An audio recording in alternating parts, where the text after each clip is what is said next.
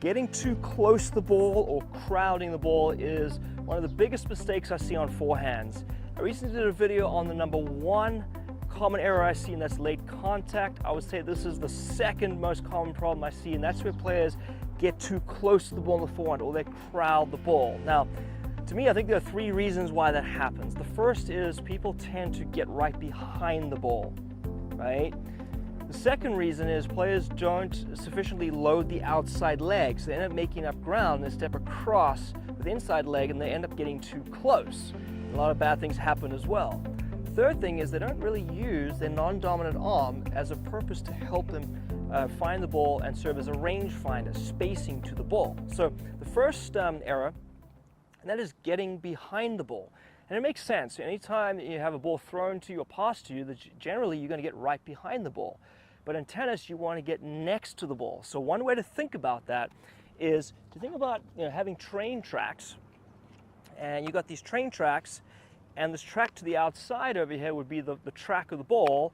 And then this track over here on the inside would be your placement to the ball. So basically, you want to think of it this way. Think of the ball going along that track, and your feet are lining up on this track over here. So you want to be lined up this way so that now you are next to the ball rather than behind the ball. And you don't want to be stepping into the track because then you're going to overcrowd and get too close. So that's the first sort of concept to be aware of. But things that can help you with that is the non-dominant arm. This serves as a spacer to the ball. So when you prepare, you want to have this arm extended ideally, where the wrist is laid back. So now the ball can travel to the outside of this hand. So now you have this natural rangefinder or spacer. A lot of people will point towards the ball, and that prevents you from turning sufficiently. And a lot of people have a bent arm, so they get too close. Try to have the arm extended and parallel to the baseline. Often joke, it's like somebody is running at you and you want to block them. Okay, you want to block like this with this arm extended. So using that left arm is really critical to help you with spacing on your forehand. All right, so now progressing with the practice part, I'm going to go through 3 progressions. All right, the first one, we're just going to simply catch the ball. So I'm going to start my ready position, and you can either take rhythm steps or crossover steps. The key is you want to finish in this position right here with your non-hitting arm out and extended catching the ball. So George is going to toss the ball to me. So now I've created my space here. Ideally, you want to have your back nice and straight, okay, so you're not falling over. See another one over here. There, that one I was reaching for a little bit. Now I'm going to go into a cell feed from that.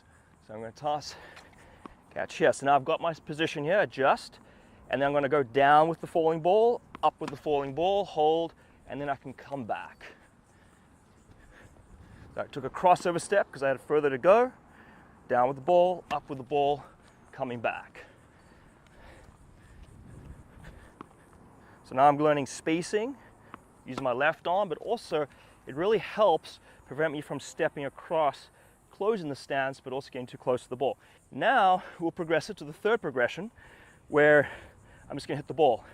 So I want to get a position, and I want to try to be stepping down to the court with the falling ball if possible. So ideally, your practice partner gives you a little bit of loft so you have more time. Try to find your balance point at the end if you can. So I'm really extending that left arm. This is my rangefinder, making sure I load the outside leg. Make sure you hit that like if you enjoy this content. That way more players like you can find these videos.